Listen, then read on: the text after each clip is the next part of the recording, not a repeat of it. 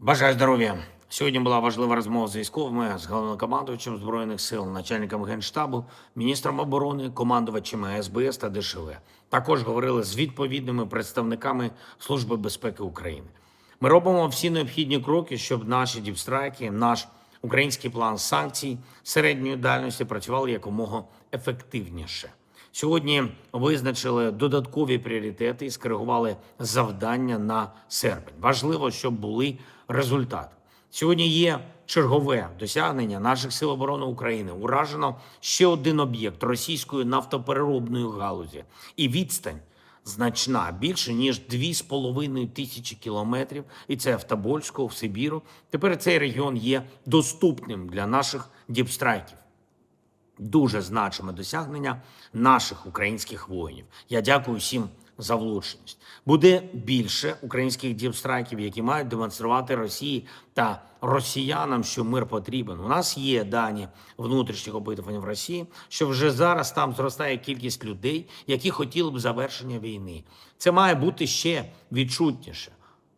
Так, щоб Путін і його адміністрація, його ФСБшники, всі інші в державі агресорці однаково розуміли, що немає іншої альтернативи, крім миру. Я хочу сьогодні подякувати усім небайдужим засобам масової інформації, всім журналістам, усім медіа, усім блогерам та подкастерам світу, які показують, розповідають правду про те, що відбувається в цій війні і як відбувається. Це вперше в історії Росії, коли у них вже немає безпечного стратегічного тилу. І це вперше вони не можуть воювати без добавок із Північної Кореї. Зараз готуються розмістити на своїй території ще додатковий контингент корейців. Отримали, уявіть собі, додаткову балістику від Північної Кореї. І кожен у світі має розуміти, що це означає. І це не тільки про життя людей в Україні, не тільки про загрози саме нам.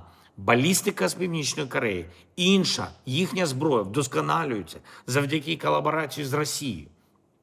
Чим більше тут у нас в Україні, в Європі, північно-корейських влучань, чим більше буде застосувань їхніх ракет та солдатів, чим більше вони виправлятимуть свої недосконалості та незнання, тим, відповідно, буде і більше небезпеки потім для Японії, для Республіки Корея, для Філіппін, інших країн регіону.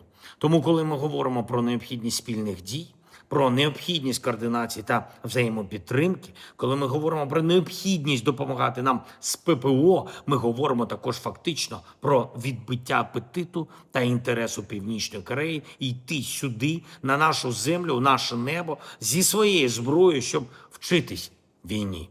Треба усім у нашому глобальному світі, хто поважає життя людей, бути разом у заходах для захисту людей.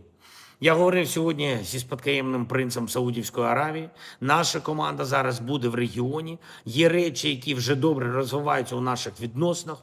Я розраховую на взаємність у підтримці. Будуть контакти з іншими країнами регіону, Близького Сходу та Затоки. Ще одне, цілий день. Тривають роботи в Одесі, відновлюють електрику. Вже в більшій частині споживачів електрику дали, але ще є над чим попрацювати. Я дякую кожному і кожній в ремонтних бригадах, в енергокомпаніях, в ДСНС України, хто залучений до цієї роботи. Станом на вечір ще майже 70 тисяч сімей були без світла, всі необхідні сили залучені. Були російські удари по енергооб'єктах і іншій критичній інфраструктурі Сумщини, Дніпровщини, в Запорізькій області, на Харківщині. Всюди є негайне реагування наших служб.